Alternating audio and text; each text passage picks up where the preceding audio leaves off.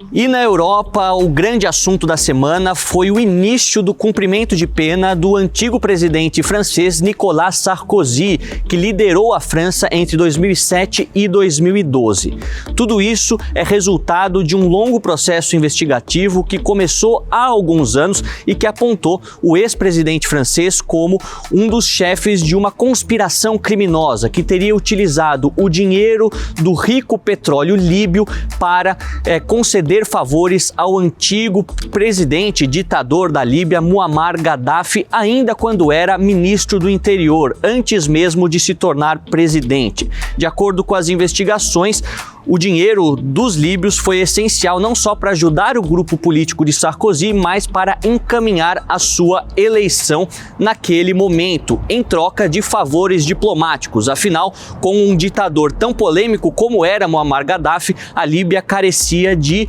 outros apoios diplomáticos e, tendo a França como um desses países, poderia ter uma mudança na sua imagem internacional. Nicolas Sarkozy, que foi para um presídio especial no sul de Paris, acabou dizendo que um homem inocente foi imprisionado e que, nesse contexto, a sua perseguição política foi o que ocasionou todo este processo na justiça da França. Apesar de ser colocado agora fora dos holofotes, Sarkozy é, desde o momento da sua eleição em 2007, uma figura muito influente na direita francesa, tanto para os partidos gaullistas, aqueles da direita mais tradicional, como também tendo influência em partidos mais ao centro, em alguns aliados do presidente Emmanuel Macron, como o próprio primeiro-ministro atualmente, Sébastien Lecornu, mas também dando legitimidade política ao grupo ultraconservador do Rassemblement National, o partido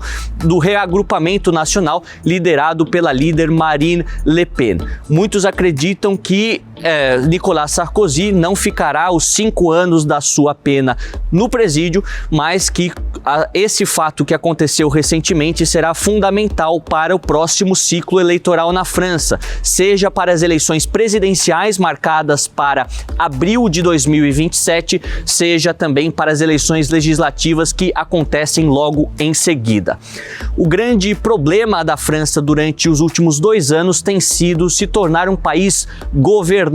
Afinal, o presidente Emmanuel Macron não detém a maioria do legislativo e, sendo a França uma nação semipresidencialista, isso representa uma série de entraves para a aprovação do orçamento e de medidas que sejam necessárias para conter o déficit público, considerando também que a França já tem ultrapassado os níveis aceitáveis, segundo os economistas, para ter uma economia saudável ao longo prazo. Durante as últimas semanas, para se manter no poder, o primeiro-ministro Sébastien Lecornu fez uma série de concessões, incluindo o adiamento do início da reforma previdenciária para 2028, que representará mais perda de dinheiro para os franceses em 2026 e 2027. A popularidade do presidente Macron também segue em baixa, não só pelas questões de problemas internos e a falta de esperança dos franceses ao olhar o seu dia a dia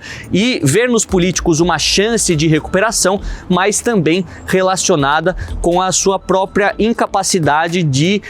transformar a França numa grande potência europeia que deveria ser depois da saída do Reino Unido dentro do bloco da União Europeia. Se olharmos o contexto geral da Europa, a situação também não é de muita estabilidade nas principais economias. A Alemanha, que teve uma eleição bastante polarizada no começo de 2025, tem um novo governo conservador, mas que precisa dos sociais-democratas, ou seja, da centro-esquerda, para continuar tendo visibilidade e viabilidade governamental na maior economia do bloco e a terceira maior economia do mundo. O chanceler Friedrich Merz tem conseguido recuperar a imagem de um país forte internamente na União Europeia e até mesmo na sua relação transatlântica, visitando o presidente Donald Trump. O grande problema é que o partido principal de oposição, a AfD, aqueles considerados por muitos alemães de extrema direita, tem ganhado campo também nos aspectos regionais, nas eleições tanto estaduais quanto municipais, o que preocupa grande parte dos partidos mais tradicionais para o próximo ciclo eleitoral durante os próximos 4 anos. O cenário de recessão econômica também é um pouco desanimador. Apesar da melhora de certos índices, os alemães necessitam de melhores acordos econômicos com outras partes do mundo para suprir a falta que faz o mercado norte-americano neste momento de tarifaço em que os seus produtos industrializados chegam no país mais rico do mundo com uma taxação maior imposta pelo presidente norte-americano. Andando para a Espanha, também agora a 4ª maior economia da União Europeia, o cenário não é fácil. Pedro Sánchez, ele tem um governo muito frágil porque depende dos partidos independentistas, separatistas, tanto do País Basco quanto da Catalunha, para conseguir o número necessário de cadeiras. Além disso, pelos problemas internos, muitas vezes acaba olhando para fora da Espanha como uma forma de suprir esta falta de popularidade, se engajando não só na causa ucraniana, mas principalmente na causa palestina. A Espanha foi um dos primeiros países que reconheceu a Palestina como um Estado soberano desde que a guerra em Gaza começou em 2023 e um daqueles que tem a posição mais crítica contra o Estado de Israel em suas medidas militares dentro do enclave palestino da faixa de Gaza. Muitos até apontam que durante o próximo ciclo eleitoral será muito difícil para que o Partido Socialista e Trabalhista de Espanha, aquele partido de Pedro Sánchez, consiga se manter no poder com esta mesma configuração, considerando também a impopularidade do primeiro-ministro em muitas das regiões espanholas. E por incrível que pareça, na visão de muitos analistas europeus, um país que era sinônimo de grande instabilidade e de uma grande rotatividade de primeiros-ministros, a Itália, acabou se transformando talvez nas grandes economias daquela mais estável politicamente, desde que Giorgia Meloni assumiu o governo em 2022. Então, a candidata naquele momento de direita mais conservadora, alguns até a chamando de ultradireita, se transformou não só numa forte líder internamente, mas uma figura muito importante para a voz conservadora dentro da União Europeia, sendo bem recebida em Bruxelas pela presidente da Comissão Europeia, Ursula von der Leyen,